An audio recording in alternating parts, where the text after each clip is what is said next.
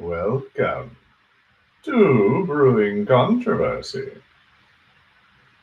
So, what had happened was you get me for the moment by my damn self because David's working on some technical difficulties. So, I'm Lucas. David will be here in a minute. Welcome to Brewing Controversy. This is a special late night rando edition that we are throwing in to somehow fit our busy schedules while acknowledging the abysmal news cycle, etc. But it is a hot mess up in here in Brewing Controversy land, let me tell you. Also, I'm not on the right audio device. Everything's in there. Now I'm on the right audio device, so there is that. Anyway, while David works on getting in, I will give you the brief update that I'm very busy with a new job, and that has required quite a bit of energy and quite a bit of time at home is more precious, and I do have homework that I had to do to stay ahead at the beginning of getting my arms around things. So my office is a hot mess. A hot mess here. So everything's fucking covered with dust, and shit's not working. Like my keyboard had died. The battery died while I had my back turned and did life and work things. I stole a bunch of my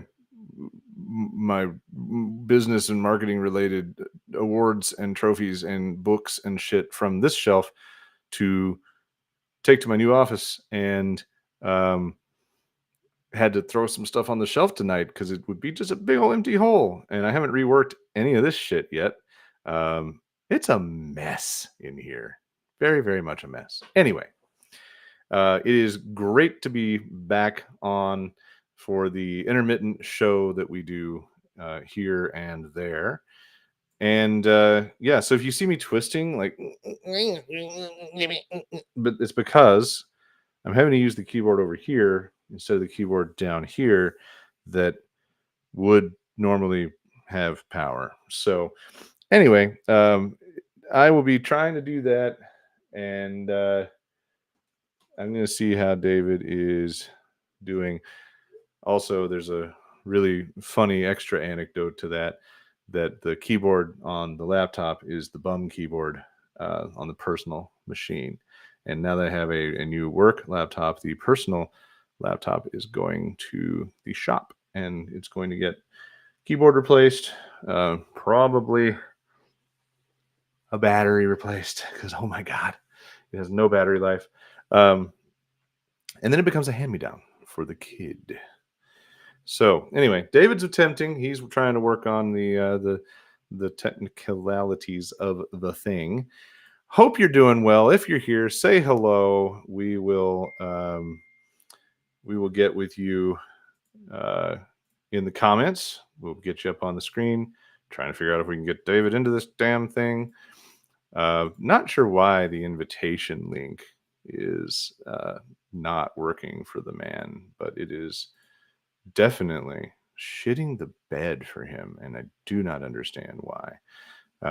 So I'm going to try something else and see if that helps. Nope, they can't use that keyboard down there, Lucas. That's not going to work. Let's see. We're going to attempt maybe sending him a Facebook message. Because what can you do? Try Facebook Messenger. Let's see what that does. Anyway, so things that are new that are not related to my personal life or my mess. Unfortunately, the newest thing is the endless supply of fuckery in Washington. And we're going to be talking about that But what we'd love to know is what's got you most concerned in your daily life with some of this shit as we talk about it tonight. Uh, we'll see how some of that washes out. Um, but yeah, sorry about this random message stupidity that we're experiencing. Um, so yeah, anyway, all right, enough of that craziness. I believe we will hopefully be seeing Mr. McD any minute now in our midst. If not, I will start to jumble through the chit chat, and it'll be a very short fucking show without the endless banter of these two guys you love to watch go at the feckless banter. Anyway, yeah. So tell me what's going on out there with you. I'll tell you what's going on with me. And the first thing that I'm going to do is talk about some beer. Tonight's show, the idea is that we're going to stick to the one topic, the topic at hand, the King Trump issue, the King Trump of it all. And going to start with beer because we want to get that open and make sure we're having a conversation with the alcohol in the mix. So tonight, I'm going back to an old fave because if I'm going to talk about this shit, I'm going to enjoy the right kind of brew. So we will not be breaking for review, but first we will break for beer. So I am doing Dragon's Milk Reserve. This is an oldie but goodie. This is the 2021 Dragon's Milk Reserve. So it's a little bit less beefy on the alcohol than some of the previous iterations. And it is a flavor I don't know that they're making more of these. But my favorite, or one of my favorite, I don't have just one favorite, we all know this. Bourbon barrel aged stout with peanut butter, cocoa nibs. Oh my god. It is like a Reese's cup had sex with a bottle of bourbon, and I am a big fan. I'm trying not to pour too much. This one's been around for a minute, so I'm trying not to pour off too much. Too much of the gunk in the bottom. But cheers! Look at that, black as hell.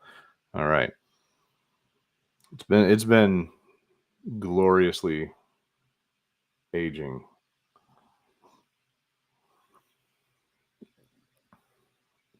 Yeah. Yep. That has a lot of good character. So I would say I have had this beer over the years at different intervals. Basically, it tastes like the peanut butter falls off as it ages. It tastes like the booziness is preserved, if not a little amped. Here, I'm going to move this camera down just a smidge so you're not having to watch me rub my chin all over the letters at the bottom of the screen. I think the cocoa prevails, which you would expect from a bourbon barrel aged stout. Cocoa prevails, but the peanut butter is kind of it's kind of taking the back seat.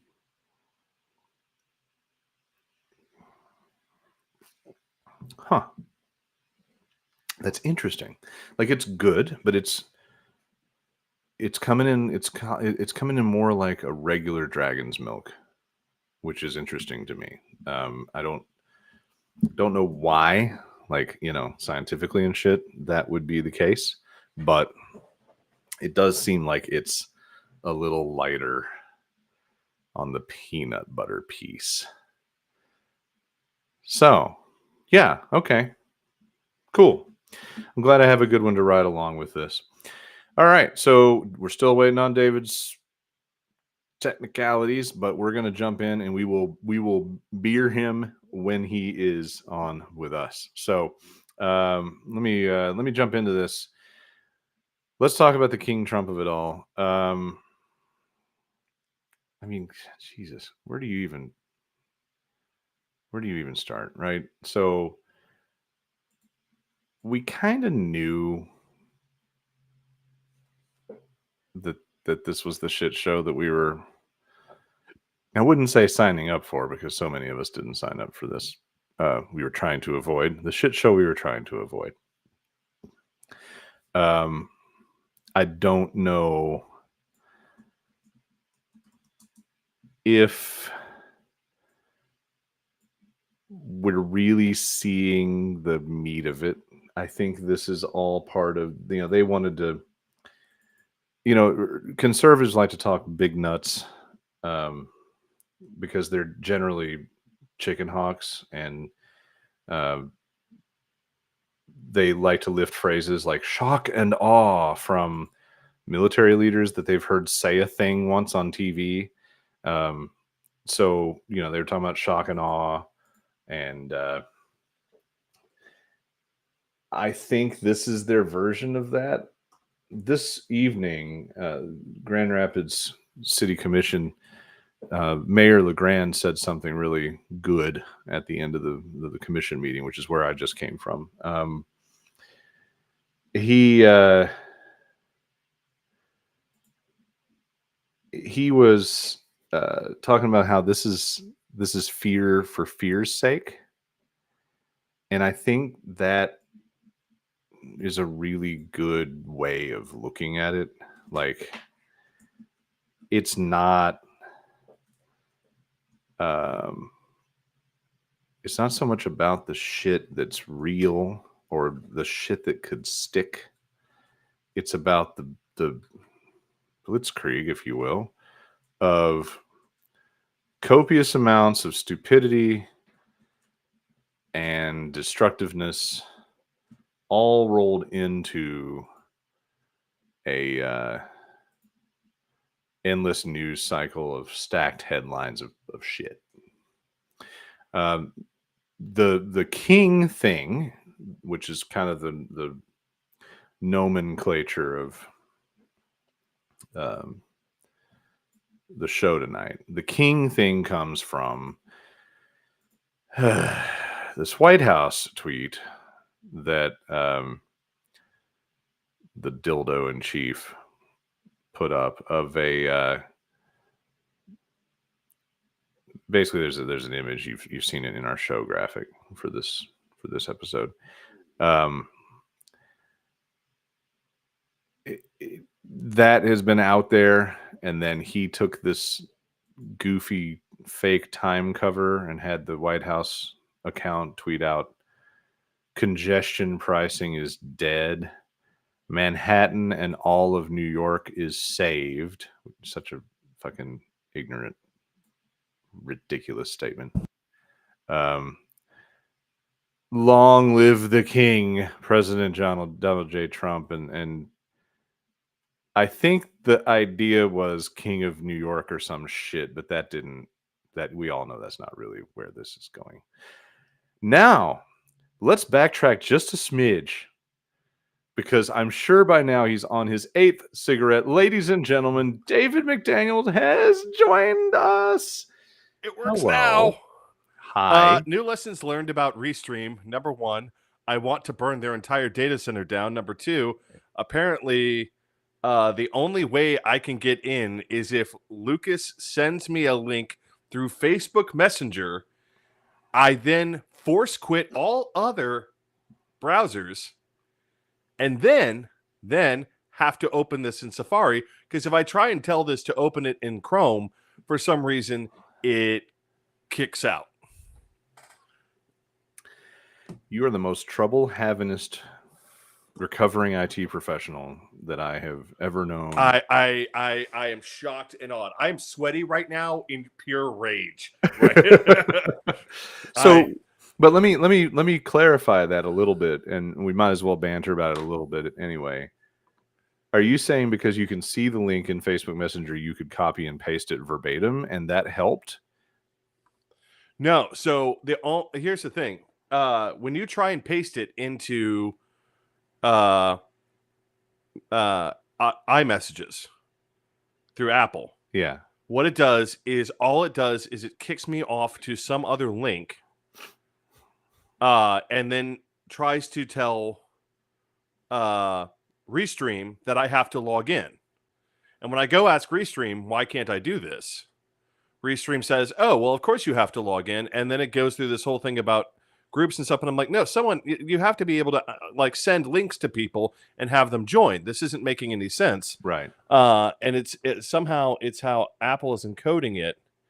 And I'm actually going to try something real fast while we're talking. No, But don't try anything. That's a terrible idea. well, I mean, I want to. Don't tempt fate. I want to play a game here real fast, Oh, because one of the things I've learned is that Safari absolutely sucks on my end at handling Restream. While you're busy doing that, he looks frozen. Avoid using Safari. Oh, there you are. For you a froze moment. for a second too. That was beautiful. Yeah, I mean it's an issue with Safari, and I'm trying that's why I've been trying to avoid. Also, using your image appears to be defaulted because you're flipped from your normal position. So your settings for your image have been defaulted out to not mirror, or you've got mirror camera checked. Okay. Yeah, and actually, I'm going to close out of this real fast and rejoin because I got it finally working on Chrome. I'll be right back. Oh, okay. Well, hey, text me the name of your damn beer so I can set that up for you while I vamp some more. All right, I'll vamp some more while the man gets his shit together. King Trump. Oh, well, that didn't take long. Jesus, if I knew he was going to be literally right back, I would have, just waited. No, because I opened up a parallel session, and now it finally decided that it was a real IP, that was a real web address, and let me in. Not on Safari, where I don't appear lagged anymore. This is fantastic. No idea at all. Send me a message with your beer so I can set that up while we talk. So this King Trump thing is kind of based on, well, the King Trump thing is based on the whole ass Trump of it all, but the King Trump thing is a little bit loosely based on this whole stupid thing that he did. And just to give you the general overview from NBC News, this was February 19th, so it hasn't been very long.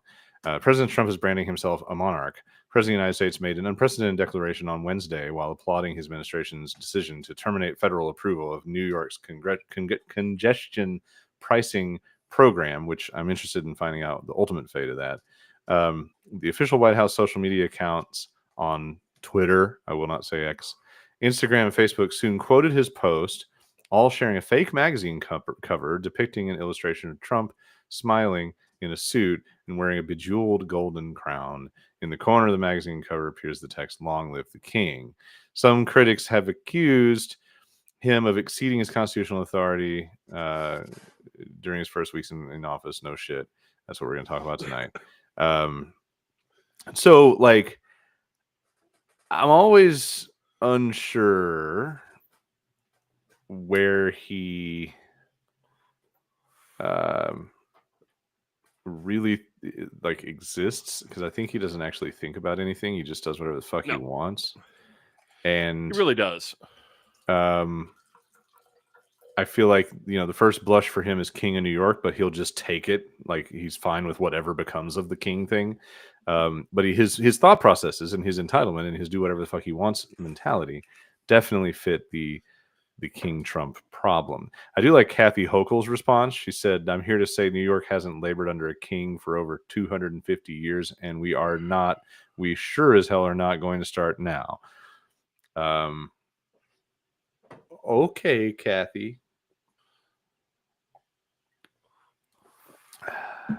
I await Kathy and every other Democratic leader to deploy their nuts, which is the other part of tonight's topic. Well, The lack I mean, of because it like really is a any two-part vertebrate issue. response whatsoever. Where's that The beer fact name? I sent it to you. Oh wait, no, I didn't. You got to click send, Grandpa.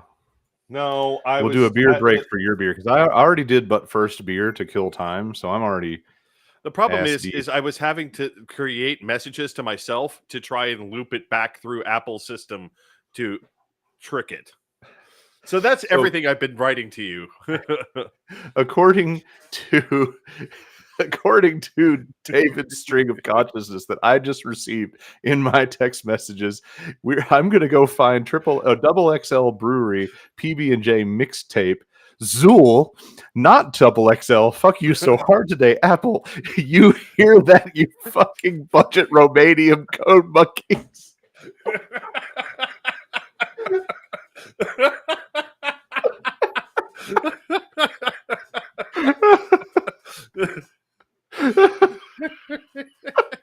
I just love that you typoed XUL and it gave me the opportunity to use the word Zool in a sentence, and it's not even Halloween. Right? Oh my God. We have to laugh at something, people. Good God. So your turn on King Trump. No, I mean, so what we've got is we've got we've got two crises going on at once. Only the two? first crisis is it is Zool Beer Company. We're really in uncharted territory here. Because all these executive orders that he's kicking out one after the other, after the other, after the other, after the other. These are supposed to only apply very narrowly to federal agencies. And because here's typically what happens is this, right? The normal process of what the fuck is supposed to happen is Congress proposes, the president disposes. That's supposed to be the order of operation. The whole idea of an executive order is something to assist the president in the process of disposing of Congress's will. He's disposing of Congress's will, all right. Right. But that's the thing is, one of the things I kept on hearing again and again and again and again, and I've heard this from conservatives so many times, is, well, Congress didn't authorize this. Congress didn't authorize this. Congress didn't authorize this. Congress didn't authorize this when it came to these federal programs. And you'd say, but they did because they put money aside for it. And then basically there's a series of logic that happens in this equation, which is, okay, Congress gave me a mandate to go do this. So therefore, these are the things that I'm going to do to achieve this objective that Congress has given me. Because sometimes Congress will give very broad, objectives. Hey, we'd like you to decrease childhood poverty. Okay, so you, Department of Commerce, you get this, this $500 million. Okay, that's rather vague. So I'll mix up some programs here to go do that. Since the Department of Commerce falls under the executive branch, then the executive can pass, can hand down executive orders to the Department of Commerce saying, hey, while you're doing that, this is how I'd like you to approach this. Like, hey, you, Department of Commerce, I would like you to form a exploratory committee on causes of childhood poverty. Because if you know what causes childhood poverty, then okay, then we can better address it. So I'm telling you, Department of Commerce, go do that. Right. The real challenge comes in this. First of all, the first big thing was him just slamming on the brakes on all the grants. That was really stupid maneuver number one, because the issue is Congress gave those agencies money to go do something. Right?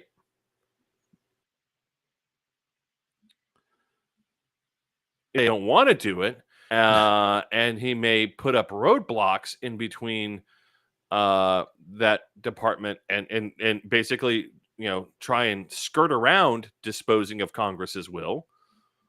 But he doesn't just to get flat out get to say no, right? Congress gave you money. You have to do what Congress told you to do, which is spend this money. You don't get to say, no, I'm not going to spend it. You can go. Oh, but he thinks he can just say no.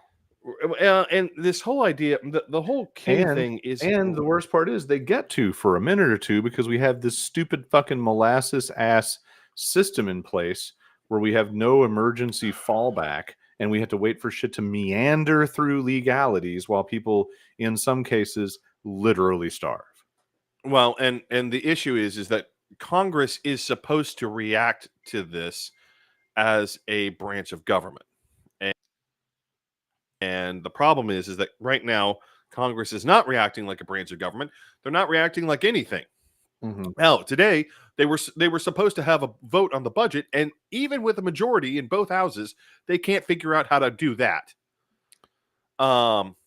Because they at least some members of the Republican majority are like, "Am I gonna get fired for this?" Yes, you are. Here's the fake ass time cover, which actually I accidentally had Trump highlighted because Apple's trying to find text in everything now. But yeah, like the worst part of this, it's like it's probably AI, but like it's not a hack job on the imagery. Like that's the worst part of this. But anyway, I digress. That's the thing. If you haven't seen it, that's the shit. So yeah, okay. Nobody's doing jack shit, and that goes for both parties. Basically, of course, the Republicans are continuing to just lube up and take it all, but gleefully. Well, and the Democrats, not exactly, because Trump has set himself up for a really strange mix here, because of Doge, because of Musk, and because of Doge. He's set himself up for a really strange mix. I so thoroughly hate the fact that we're using that in a sentence. Because one of the problems I researched it and I couldn't figure out. So obviously Musk is firing people. He's saying he's firing people. I'm trying to find where Musk was hired by the federal government. What department?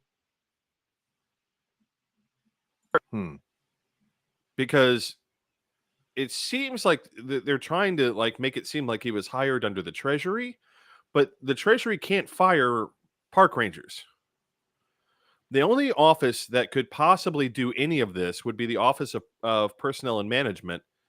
And I don't see, like, if there was some official position that he had, but again, that's part of the problem, is they're afraid that if they give him an official title and put him officially in the federal bureaucracy, that then he'll be constrained by the rules of the federal bureaucracy. So there's a question I find here of whether or not any of these firings are legal. Well, I don't think they care. They don't ever care what's legal. Like, rule of law means nothing. So much for the law and order party. Well, I mean, the problem is that the Republicans have, for the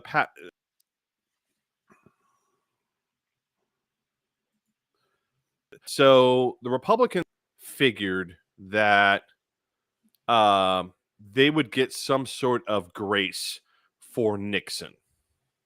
Right? They stood around and said, well, we got rid of Nixon, and so you should let us do what we want, and we should get a do-over. And the Democrats rightly said, fuck no. Go fuck yourself. You broke into our office. No, you like, a lot of you went along with this, and the only reason any of this got stopped is Barry Goldwater came back and said, I'm not letting you destroy the Republic or the Republican Party. Crazy ass fucking Barry Goldwater. Right. Like, this guy is the wildcat, and I mean that in the sense of like the comic, not the animal. Is the wildcat of U.S. politicians from the 1960s and 70s. Like, we're not seeing this individual as a great intellectual luminary. But at least he was honest. Like, so you can give him that. But he, when he and other Republicans came back and said no, if the vote for impeachment comes up, we will vote to impeach Nixon. We do not run business like this. There were a lot of the party faithful came back and said this was some sort of betrayal. Everything's stacked against us. How dare you do any of this?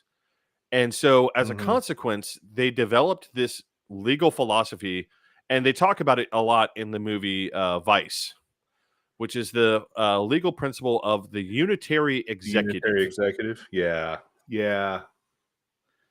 That fucking bullshit. So for those of you who aren't familiar with what the unitary executive is, it's this idea that if the president does it, it must be legal. It really is the closest to a monarch kind of approach that you could get. Oh, no, it isn't even just a monarch approach. It's an absolutist approach. Basically, their legal justification is this, is that since the president, among his constitutional duties, as acknowledged by the courts, is as chief law enforcement officer, if he breaks the law, there is literally in their minds, there is literally no one else capable of enforcing the law, and therefore he must be allowed to enforce the law as he sees fit. And if that includes doing things which would be illegal to other people, that is completely justified by his membership in the executive.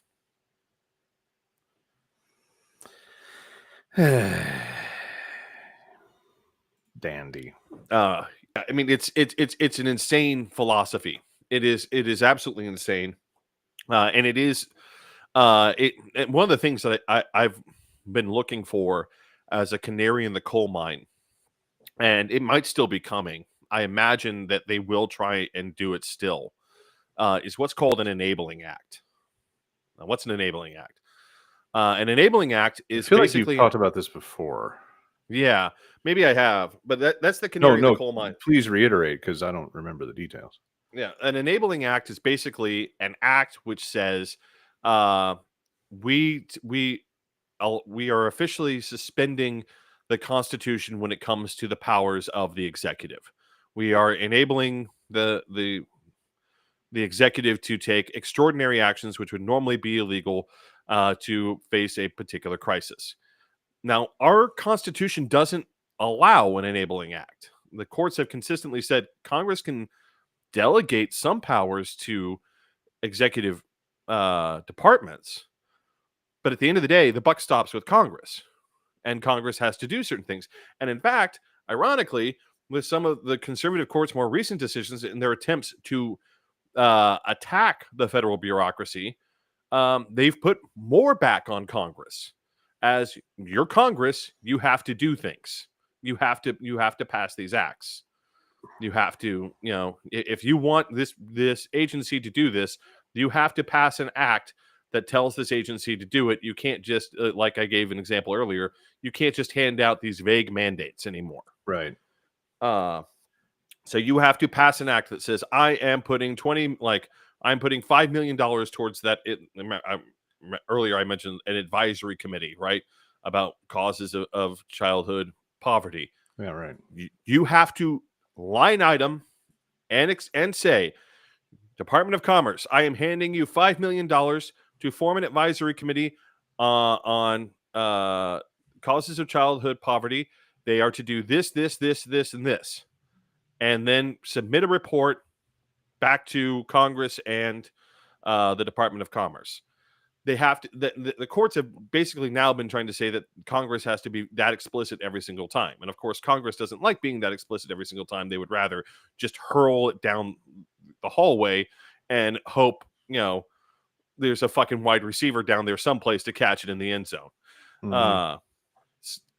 Basically, Rams football, except as legislative action.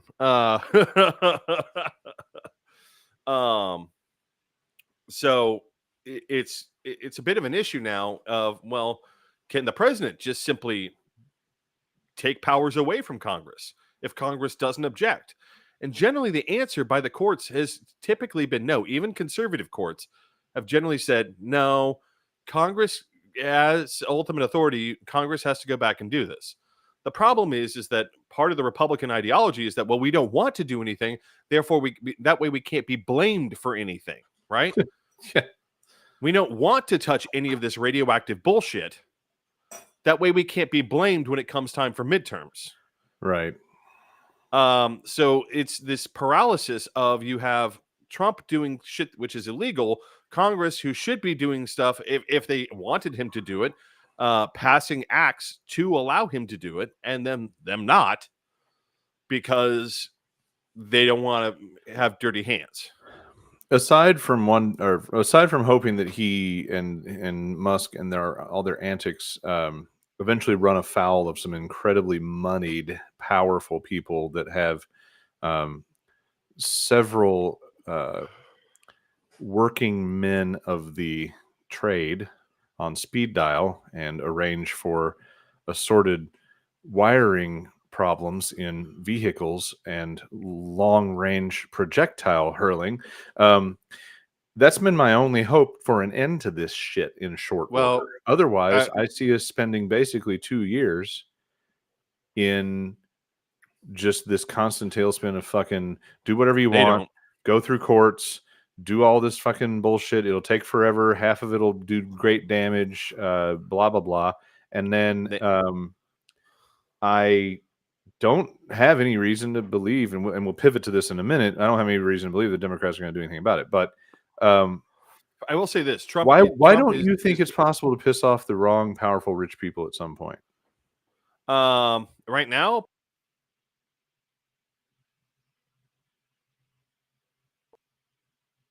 we've reached a level of nihilism on behalf of this group that's just any candidate who takes a check from a billionaire these days, I'm willing to look at and be like, I have to seriously question my vote for you. Yeah, whether or not, because obviously it's going to be the lesser of two evils, because the problem is right now is that it's simply nihilism. In terms of, they don't care if the government falls, they don't care if their money in their account. You're talking about a group of people who've become so intellectually and physically detached from the world because of their massive amount of wealth. Do you think they literally are not even cognating in a way that any of us would understand? If you ask them, what's the price of a box of Cheetos, they would have no idea. They wouldn't have. If you put these people on the prices, watch the most spectacular food you'd ever seen in your entire life. They have no idea what anything costs. They have no idea what anyone's living conditions are. They have purposefully insulated themselves, and I would argue in some cases somewhat unconsciously. They're like, oh, that seems uncomfortable, I don't like that. And so they insulate themselves from it because they can. And as a consequence, they've gotten to a point where they don't understand at all what's going on in terms of the realities of modern America. They don't even understand how their money is made. Right. If you were to go and ask them, I'm going to touch that in just a sec with a personal observation that's very interesting to me, because I've had some time to contemplate. I'll explain that, but I would say I see what you're saying. Like we're past the point that business leaders understand that they need a consumer market to sell their goods, because they don't understand. Like you said, they may not even understand what that really is. But also, to me, the population is so rock fucking stupid that it will still continue to consumerize regardless of the state of affairs. It's kind of like the scene in the Civil War movie where they stop in the little shop, the little boutique shop or whatever, coffee shop, whatever the fuck it is, in the small town USA's town square, and they're like looking around like, the fuck is this shit? It's just business as usual. And the chick behind the counter is like, oh, well, we don't like to get involved in politics. Like, there's literally a nationwide 3-front civil war in that movie's timeline, and this bitch is standing there going, well, we don't like to get involved in politics. And theoretically, there's a whole fucking town that's just wandering around doing fucking normal shit and buying coffee and fucking whatever the fuck. And so I think that's an interesting allegory. Um, my personal observation, I spoke just briefly, and of course, I'm never going to get into the weeds and details, but being somebody that's a month into a new job, been very fucking busy. I, actually somewhere in person 5 days a week to do work, which hasn't happened for 5 years for me. So it's a huge cultural adjustment, but also a personal life adjustment. And literally the whole house we live in, every fucking thing we made a choice about when we moved to Michigan was based on 2 remote working adults. And that shit is different now. And so while you were busy banging your head against the tech support wall of your own link hustle, I was explaining how, like, I got up here and this office it's covered in dust and the keyboard's fucking dead, which is why you're getting, by the way, that's why you're getting god awful spaceless messages from me, because I'm forced to use my laptop keyboard with the bum space bar, and I'm trying to talk to you fast, so you're getting like these conjunctions of multiple words. So anyway, the time in the car, which is not vast. This is not Nashville. My commute on a snowy day is 25 minutes. Like, I hate you.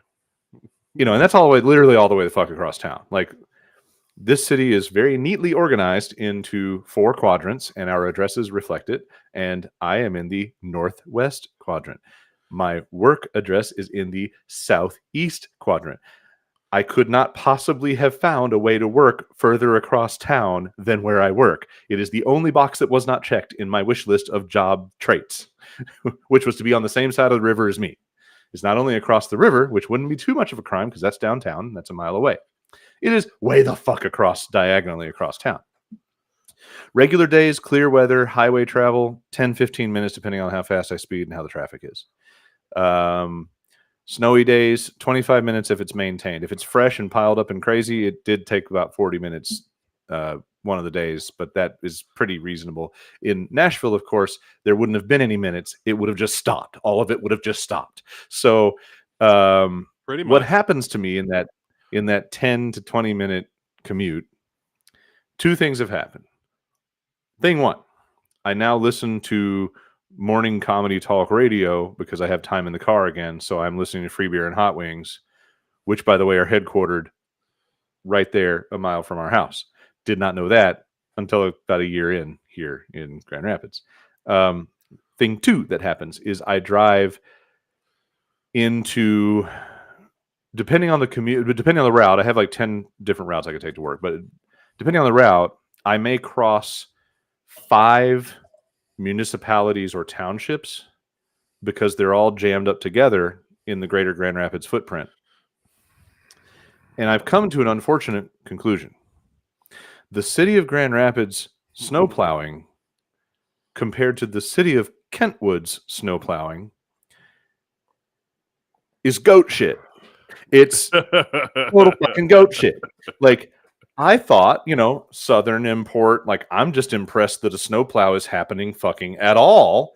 And I was pretty impressed with what goes on in the city limits of Grand Rapids, right in front of our house. I've seen the 8th snowplow go by at 11 p.m. Like, bro, that shit is bone dry. Move on. Dude, but I've noticed. I'll wait. Well, I was going to say, I've noticed that when I cross into Kentwood, their roads are much better plowed. Now, granted, they got a smaller footprint. They have a lot higher, I think, a higher homeowner income, even though the nickname of Kentwood is Rentwood because they have so fucking many apartment complexes. But if you think about it, that's also an affliction in Nashville of Brentwood, amusingly enough, the alliteration stands, where they've got a lot of apartment complexes, but they're also an incredibly wealthy municipality. So I've noticed the difference between how these different groups deal with their plowing. And it might also be because I'm in an area where there's a lot of giant 4-lane with turning lane boulevards, and everything leads to freight and the airport. And so they're doing a good job because big ass trucks are everywhere and they don't want those things to slide off the road. But it is very noticeable, the difference in plowing quality, I guess, but it also could be a volume issue. Like, the dense population of Grand Rapids traffic might be a big piece of it. But here's the other thing, David, and the thing I was actually getting to. I've got time to see the differences. I drive down roads through neighborhoods. I see the layout. I see the space. I see the lawn maintenance, the street maintenance in some cases, depending on the municipality. And I look around at my coworkers and I understand the suburbia of it all. Um, and I tend to be able to understand how these folks get into a bubble of not computing. Like today, I was driving home and it's 45 out today, and so the snow has considerably melted. Like there's still piles, and I noticed like the what you would call inner city, I guess the neighborhoods closer to the city that are denser with old houses, kind of like mine. Um, they look gross because it's getting down to the gray, melty funk that's been plowed Mhm. up into the snow. Yeah. And it's going to be like, first of all, this is full spring this week. It's, it's 45. You can just walk out with a long sleeve shirt on. Everything's fine. And it's going to go back to being freezing and probably more rain or more snow again. But at some point, there'll be a transition where it takes a couple weeks for the rain to like wash all the funk away and for the grass to truly green itself. Um, I can see how people come from the burbs into the city and have their weird paranoid fear, judgment, and what you mentioned, the idea of not even understanding that any of this exists. And I've spent some time like just contemplating like, I would say only 20% of the company that I work with are fellow city people. The rest of these folks come from either further out or right around the burbs. And there's a bubble that I'm pretty sure those folks are living in, and that's one of the big gaps that we've got. So if you can have a bubble when you simply like you just have a suburban house with some land and combined household income of like 200 grand, and two and a half kids that are going to a either private school or one of the higher end school systems like Forest Hills here. I could see just not even understanding shit. And if it's that bad at that level, the stratospheric level, the billionaires and even the millionaires, yeah, I think you're onto something. Unfortunately. Hey, finally, I can Well, see look, messages. it's Olivia. Olivia's here. Hi, Olivia. Curious about the what the fuck, so explain that and hello. I've been texting Lucas being like, I can't see messages. My shit is Yeah. broken. Yeah. But no, so no, but it for two things. And then I want to share my beer with all you because this is a Yes, really we will good beer. transition by way of your beer to the spineless Democrat. Yeah. Situation. Two things. Number one, Metro found itself some snowplows. I did hear about that. Apparently, Mayor Freddie knew where they were parked. Yeah, he knew where they're. Well, what he figured out how to do is he's like, so you,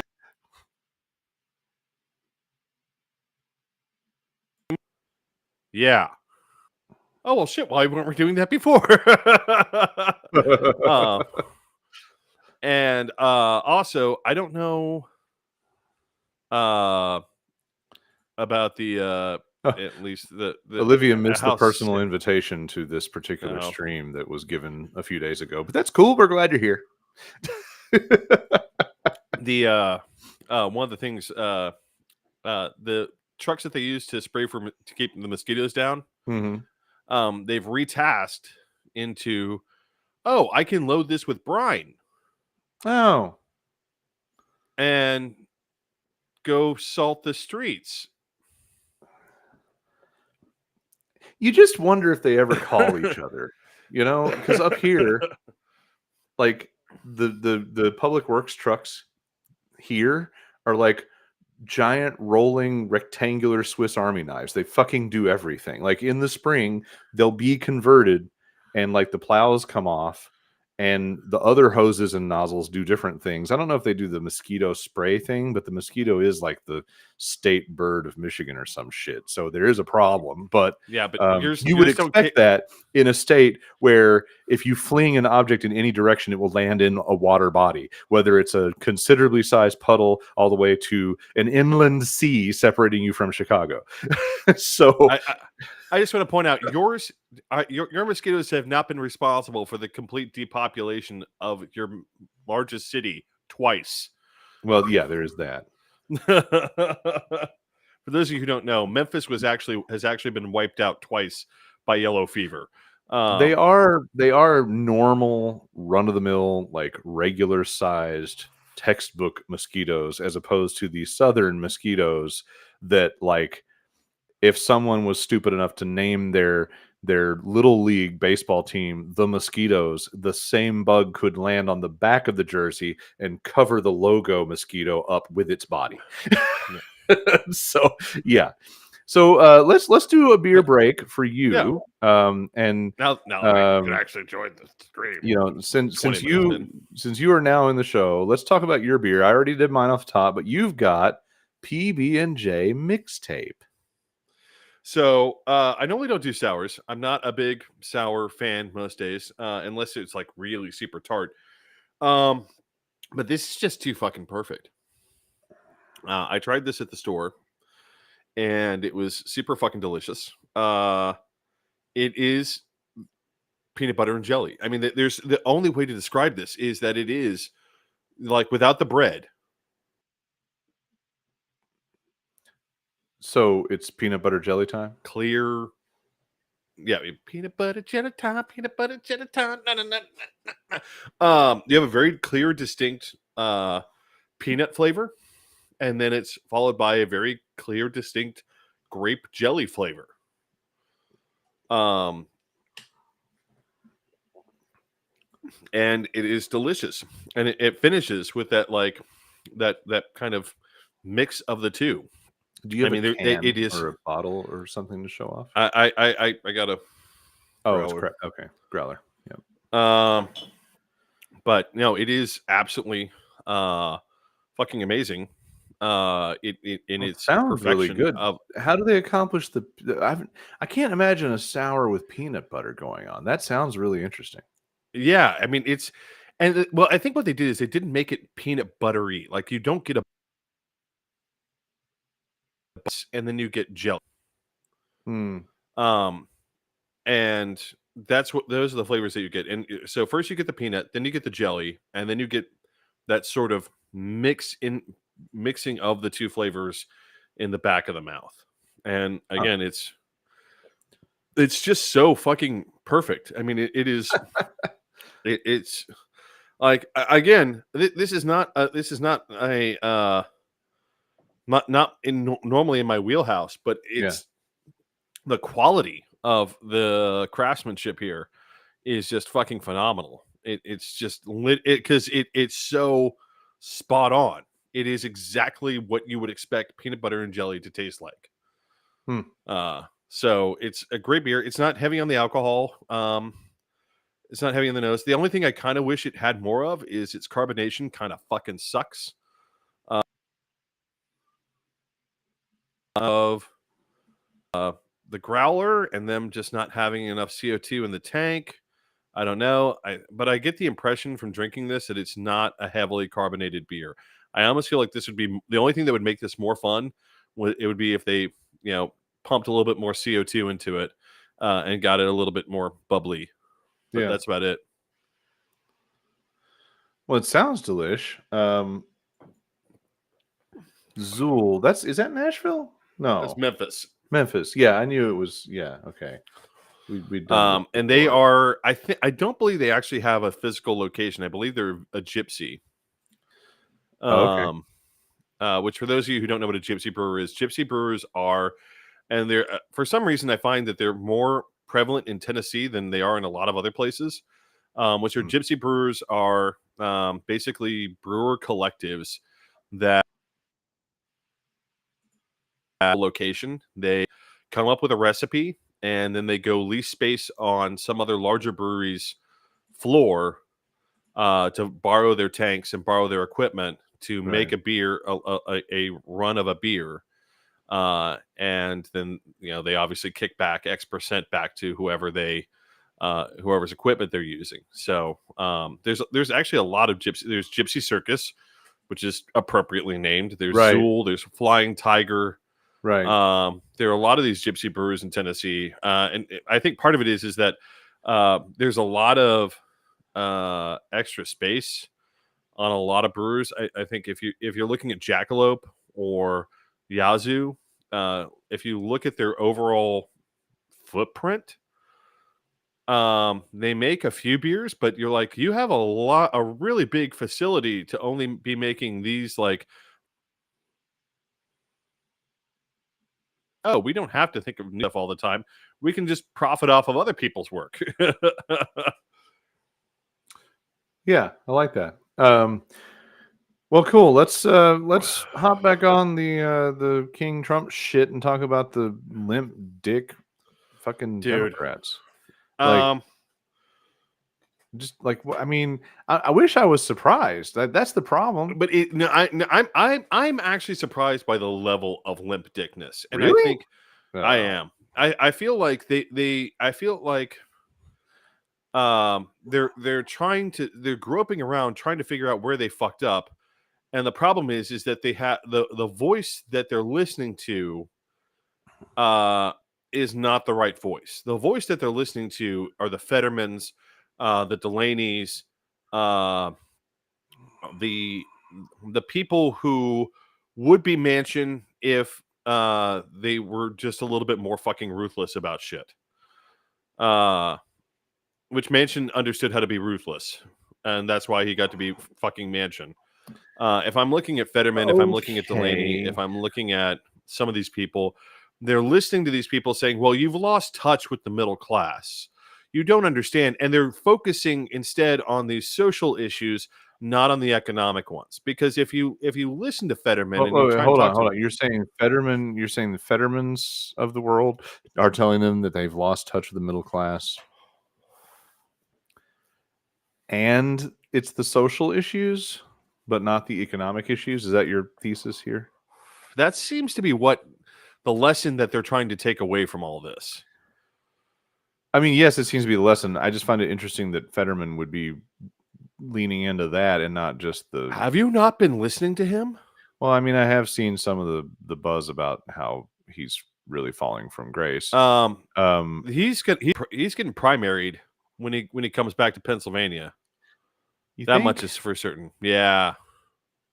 But I don't think we're in a resurgence of progressive AOC, Bernie kind of think. I think the Democrats are going to have more Fettermans than not if they're going to win. I would argue the opposite. I would argue very much the opposite. I would love to be wrong, but here's where I'm arguing the opposite. And again, it's where I pointed out where one of the places where I felt like Harris lost to Trump is Trump is very good at doing one thing very well, tapping into anger, tapping into frustration. And the Democrats keep on saying, oh, I don't know.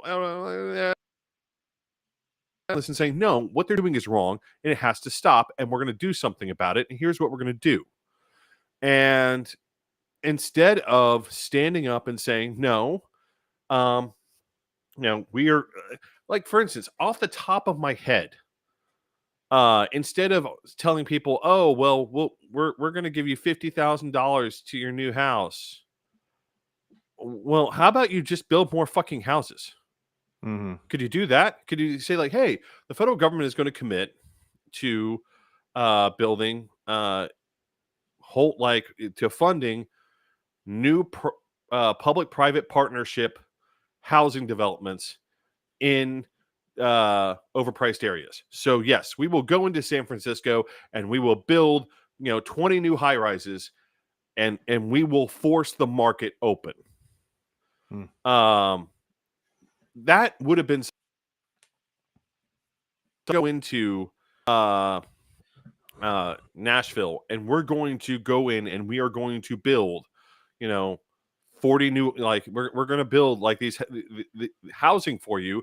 We're going to sell it to you at a discount rate, and we are going to correct the market. The whole anti-gouging, like you can say I'm against companies gouging all day long. What you need to say was, this is what you're paying right now for eggs. That's how much profit they're making off of it.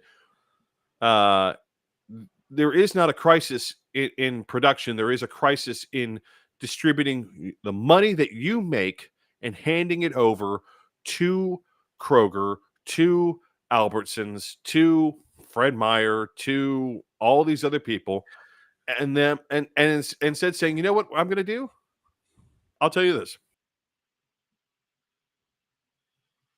Federal government does have is turn around and say, we are going to set the price of eggs at this. Period. Done. Trump And couldn't do basis? What's the basis for that authority? for that interstate commerce clause. Because I mean that's going to be challenged by all your free market wonks. Well, but that's the problem, is that Trump is trying. It's all they had to do was tap into people's anger. Right. And say, you know what, you're right. You are being screwed. It's not the federal government screwing you. The federal government tried to help you. The federal government sent you a check to try and make sure you made it through this. We're not the bad guys here. And instead of pointing the finger and saying out loud what we all know to be true, they refuse to do it.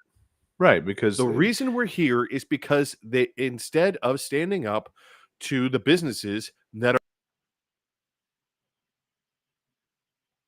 are creating their own crisis, Buffalo Trace, right? So Buffalo Trace this is something I deal with in my work. They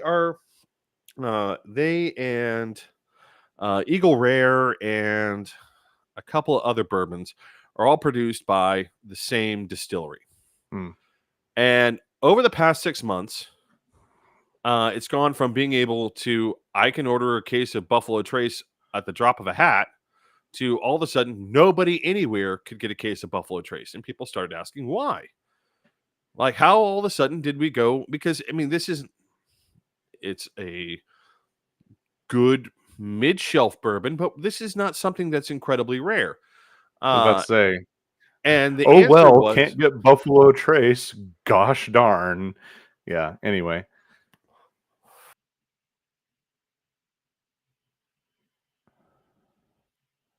Drink bourbon, got used to using that as like, okay, well, I'll do, I'm not going to get some Jim Beam, but at least I'll get some Buffalo Trace. And what had happened was the distillery basically said, there's a glut in the market. We're going to create scarcity. And they just stopped sending it out. They didn't stop production. They just, in other words, there wasn't a hiccup. In fact, actually, there's too much bourbon in the market. Yeah. But basically, they just created their own scarcity. And if you're looking at someone being like, wait a second, hold on, you all are going to have to sort this out. Now, for something like bourbon, I'm fine with that. I get that they're going to do that. Right. It's just a pain. It's just a pain in my ass. It's not a pain in everyone else's ass. But when you're doing that with chicken, eggs, and milk, right? Yeah, formula. Right. We have a problem here. But seriously, like somewhere between the pansy ass spinelessness of the Democratic Party's like apparently core values and the pussyism of not taking on their corporate masters and donors, I think that's where we're stuck. I mean, that's basically where the problem is. The problem is that Fetterman and Delaney and a lot of and Pelosi proved herself to be in this camp all the time. These groups of Democrats are very comfortable with saying, "Oh, we're socially progressive," but we need to make sure that we're not wandering into anything to on the market, right? That's where we make our money. And again, Mhm. what it's done is it really has divorced them from from a lot of the population. And where the Republicans, I would argue, are winning is they're not offering solutions, but at least they're validating the anger of these people. Now, are they validating Right. it in a productive way? No, they validate it in the form of racism. They validate it in the form of victim blaming. They validate it in forms that people are comfortable with, or a portion of the population are comfortable with, and then the rest of the population goes along because they're just angry. And instead of validating people, this is the problem. The Democratic Party will not acknowledge its own failures in economics. It Yeah. will not acknowledge its own problems when it comes Right. to these things. It's so excited about tariffs because they finally thought, well, maybe that will bring the jobs back. Why do they get so excited about Trump closing the border? Well, maybe that'll, put pressure on the labor market and I'll be able to get a raise. None of those things are true. But instead of the Democrats standing up and saying immigration is not the problem, trade is not the problem is your boss. It's the old adage, boss makes a dollar, I make a dime. That's why I take a shit on company time. Yeah. Uh, except as the new phrase goes, boss makes a dollar, I make a dime. That was a rhyme for a different time. Boss makes 100, I make a penny. Hmm. I forget the rest of the rhyme So there, but I mean, it's the problem is instead of acknowledging that problem, the Democrats place in correcting them, and we're going to do it. And instead, they look at people and say, "Oh, well, can I like brush some of the dirt off your shoulder there or something? Can I give you a hanky?" And they don't validate their anger. They don't acknowledge the problem. Republicans don't acknowledge the problem either, but at least they they validate the validate anger. the anger. Yeah. They are appealing to the visceral emotional pieces. So if we can shake off the disappointment of people like Fetterman, I've been looking for, who the fuck are the operators that are going to give us any hope in the in the left, much less the party. But like the problem is we're real stuck in a two-party system that I otherwise tend to defend, but currently the I, I'm likelihood of a I, random outside independent coming along and fixing this is not high.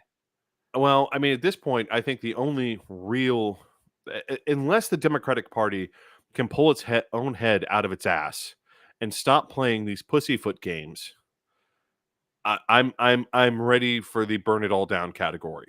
I'm ready to say, listen, I'm not going to vote Republican, but I will vote.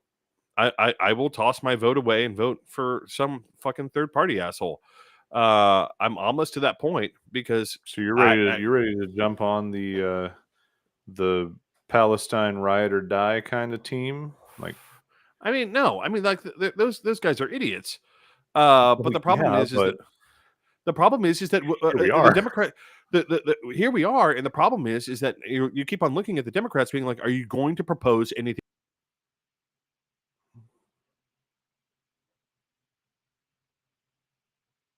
No, they don't. One, because at the end of the day, they're being told that their solution needs to be the exact same as the Republican one. They're on board. They're here for the dictatorship. But what's the fix? I mean, there's no fix in that scenario. Not in our lifetimes. I think there is. I think there is a fix because again, I think people, because typically what should happen in midterms is people realize that the other party didn't fix their fucking problems and they normally switch their vote. But the problem is, who do I switch my vote to now? I Right. think we need to like as a country, ideally, we'd start having a conversation about uh, we need to move on past the Republican and Democratic parties now. The Republican Party has become the party of blatant fascism and cultism. The Democratic Party has become the party of spineless. whatever they think will gain them votes among everyone who is not a fascist. Mhm. The problem is if I went and asked Hakeem Jeffries today, where do you stand? What makes you different than Trump on where you stand on these issues? And I'm sure he'll be able to rattle off me a list. I'll say, then get up there and fucking say it. Oh, you won't. Because they aren't actually your solutions to these problems. Because you don't think those solutions will pass. Hmm. Not because you know the facts aren't on your side, not because of anything else, but because you don't think it'll play well to an audience. That's where you've gone. That is the place where you've parked your car and sat there and given a heavy sigh and taking a sip of your beer and a dragging your cigarette, looking out wistfully into the distance. So by your description just now, it would stand to reason that there's no major swing to Democratic power in 2 years. I mean, And here's the thing: I don't know where we're going to go in 2 years after this. At this point, because the problem is the Democratic Party is not laying the groundwork to say that we're the party of opposition. yeah, No one, Hakeem Jeffries is not banging on the boards every fucking single day. Chuck Schumer is not banging on the boards every single fucking day. They are well, they because they have these people around them who are saying, "Well, you went too far with the pronoun shit and this and that, well, and they all these other did things." though. I mean, this is a compound problem. Like I was explaining it to a friend in government who I will allow to remain Fuck anonymous from this that. conversation. I explained yesterday, I think, in a text. I said, so much of this is due to us sniffing our own farts too fucking much, congratulating ourselves so much for being so progressive. The idea of being progressive and actually getting shit done has taken a back seat to lip service. And what's interesting to me is that you've seen it come full circle now, because I don't know about Nashville's local based debates, and I'm interested to see if you're getting any of this. But here in our school board meetings and in our city commission meetings, we've seen a huge throwdown from the community about we don't want empty resolutions. We want you to make policy decisions and publish those policy decisions that will oppose ICE and that sort of thing. People are kind of saying we don't just want resolutions. I've ridden in this middle space where I'm telling people I want both. I want them to have the balls to have the rhetoric of a resolution, because a resolution is just rhetoric. A resolution is these are our values, eat all the dicks, thank you for reading. But if you have a resolution that can cite your policy, great example that I've been trying to give, and I don't understand why this is so fucking hard. Grand Rapids Public Schools, there's been a debate about a resolution and whether it means anything or not. And some of them are opposed because it doesn't actually do anything. All it does is put a target on their backs, blah, blah, blah, blah, blah. Some of them want to do it because of the meaningful, symbolic gesture that it is, blah, blah, blah, blah, blah. And I'm over here going, why don't you do both? Have the resolution, but also make it a policy that if you come to the school and you are not a family member on record, your ass can stand out in the cold with your dick in the wind at the call box, fuck off. And that includes you, ICE, unless you have a warrant. It's not that hard. But they're obviously too much of a bunch of fucking pansies to do it. And I think what you're seeing is a lot of people are calling out the left for, okay, you've blown a bunch of smoke about how great you are for talking about diversity, but now when we're asking you for law, policy, and actual action that's enforceable, Mm-hmm. you're not doing it. Yep. So what's the talk done for us? And what And I'm again, I don't cautioning feel people like is we spent so much time going, oh, diversity. Did you see all my diversity? Did you smell my diversity? And instead of actually fucking doing anything. And I think that the general population is like really over it. If you didn't like diversity, you're overhearing about the farts. If you did like diversity, you want it to be more than farts. and I want to point out Olivia's right, which is that Republicans propagandize didn't go too far with this pronoun shit. This is Definitely. a fucking myth. This is a fucking myth. And They like this whole definitely, thing, they of, definitely like, did that. They definitely did that, but the Democrats didn't defend themselves. The Democrats didn't bring no, because anything that's but the real nerd problem. data. That's the All the real Democrats problem. mustered, all the Democrats could muster was this kind of shit. Oh, well, technically, only 0.03% of teenagers have ever had an operation for gender reassignment. And then if you're Chuck Schumer, you didn't even bother to fucking kick the glasses up. You just kept them right the fuck here. I mean, and again, that is the problem. Is that, and this is why I look at the current leaders of the Democratic Party, and I say I simply cannot stand this continued bullshit. And because here's the thing, and I'll give you an example. In my own bar, I have a non-binary bartender. They are great, hands down, in Nashville. They had someone walk up to them today and tell them that they must have been a DEI hire and walk off.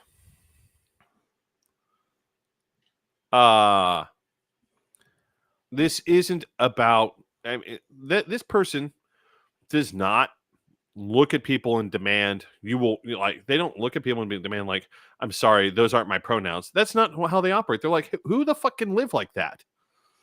They're like, I ask people who I engage with on a regular basis, hey, can you please use they them? Okay.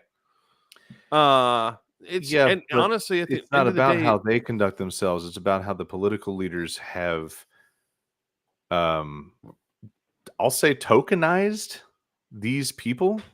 So for most of these left leaning or left spectrum political leaders lately, it's been about how many times can they talk about that great non-binary bartender when they have no interest in talking about themselves in that context, but the Democrat in the room has to jerk off in our face about the presence and the awesomeness of that person.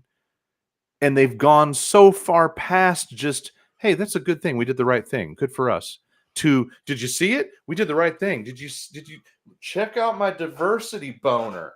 And it's that obnoxious, unbearable, overbearing fucking shit that the regular average American is really fucking tired of, because all they see is that shit's expensive and they're angry. and And the this Democrats is the problem. The dug Democrats their own will not, hole. but they won't, and they won't. And this is where I feel like Harris lost it, and I feel like the Democrats are continuing to lose it. Mm-hmm.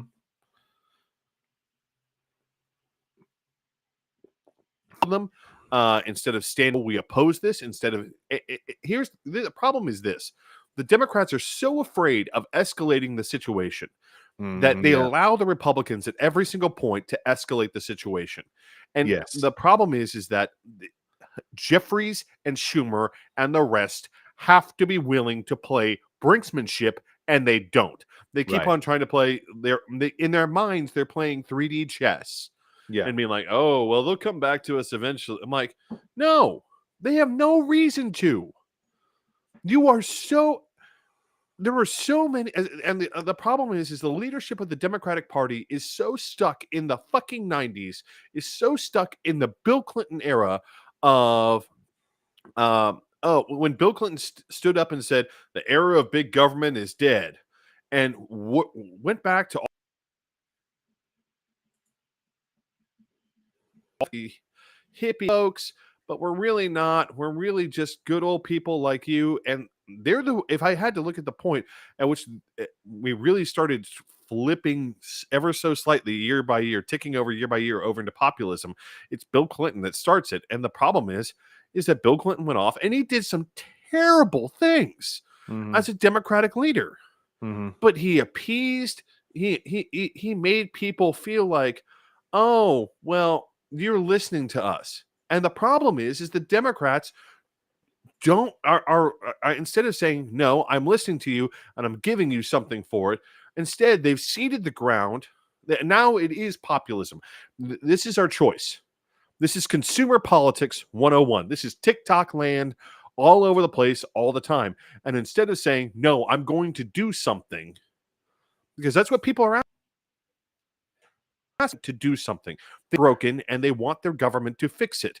And the problem, every Republican proposal makes things worse, but at least they're saying they're going to do something. All Harris had Right. were the same platitudes and the same, oh, I'm going to give you some sort of government grant or something like, no, I'm going to go do something. Mm-hmm. So, And they just can't get themselves to that point because you have these people like Fetterman who are like, I don't really, and I sent you that Atlantic article a few weeks ago about this fight inside the left, inside progressivism, about do we give power to the people or do we give power to the government? And my anger at that this argument exists is this: I don't give a shit if you give power to the government, if you give power to people. I don't give a shit. What I care about is that things get done. yeah. I gave an example in the article of, well, we tried to do it once with government and it didn't work, and then we gave power back to the people, and then it did get done. And then, we after a little while, it became kind of clear that the government had to step back in. It's a cycle. the It's a word fucking cycle. apparently the character limit has betrayed Olivia's comment, but the end of that is shift topics to things that actually matter to an average voter, like the economy. That's true. Walls, and you don't have to worry about the typo, but Walls did have a certain special mojo. Unfortunately, I'm worried that it's wrecked and he can't really come back to the table. No, he can't. Which is really unfortunate, but I think there are more like him. That's why I was texting you the other day about Tim Ryan. Like, could Ryan pick that banner up and run with it? Maybe. He has the personality of a fucking mushroom. See, I don't think that's accurate. I think he's got Al Gore problems. To see run tomorrow is Swalwell. Swalwell needs to get up off his fucking goddamn perfectly toned tanned ass. Well, I will say this, because I was going to close with this, because I did tell David earlier, like, I want this to be an hour and a half show because I had to be up so early for work, but also I want to have time to catch up with my buddy David after the show. So Yeah. I want to close with this notion. Supposing that, Schumer and Fetterman and Jeffries and all these other people that can't seem to muster a spine find themselves on the wrong flight over the Potomac, who should be left to pick up any banners that might even remotely exist on the left? Because, I mean, obviously AOC, but Ro Khanna. Okay, AOC, maybe Ro Khanna, Portman. Katie Porter. There we go, Porter. Katie Porter, who's absolutely fucking brilliant. And I feel like you can let Bernie and fucking Warren sort of act as sort of the kingmakers, sort of grand poobahs, because they're too old to run.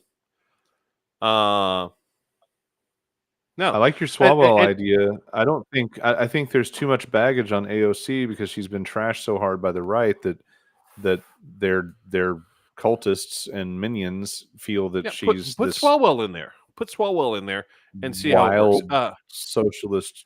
Also, I feel like fucking O'Rourke has spent enough time in the wilderness. I think it's time to put him back in. Maybe. What about Pete? I mean, Pete has shown the willingness to get in there and punch. Thing is, if you put a gay man up, let's just be fucking honest. If you put any minority up in front of these people, they're just going to scream DEI nonstop, and it's just going to drown out everything else. Olivia, exactly that. Not entertaining their culture war pearl clutching. You shove a white male down their throats as hard as you can and make them like it. Well, and that's why I say Swalwell. I don't think he would win, and I don't know that he's indicated, but a lot of people here talk about Pete for governor. Pete, I mean, again, here's the thing. Pete would make a great senator. He would make a great governor. I think in the current environment in which we've got to get past some of this bullshit, we've got to move past this nonsense about the culture. to make other white guys face off against other white guys. Because here's the thing, the bullies in that movement who are doing this, if you punch them in the fucking nose, they fall down. Someone made a good point to me the other online the other day in the conversation I was having. Fascism is about style at the end of the day. And here's the thing, there's nothing stylish about having your nose caved in a street fight. Yeah. Right.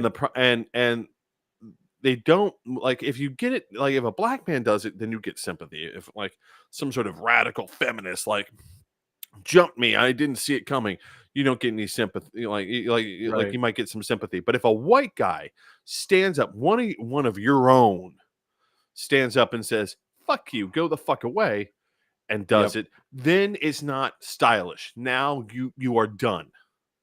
Yeah, I do think that unfortunately we're doomed is it is not a exaggerated way to so do it. Fucking plain. I feel like we are definitely looking at, like, if we get another left anything president, it's going to be a white dude for a minute.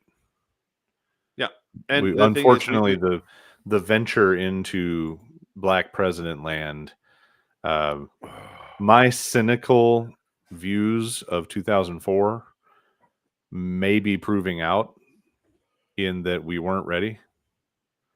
Yeah, we were. The blowback was going to be bad. We were. And this isn't the problem. Is the blowback was orchestrated. I think we needed one more generation to die first. No, the blowback. The blowback was the blowback.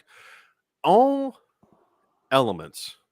They've been crying about my governor all week. That's funny.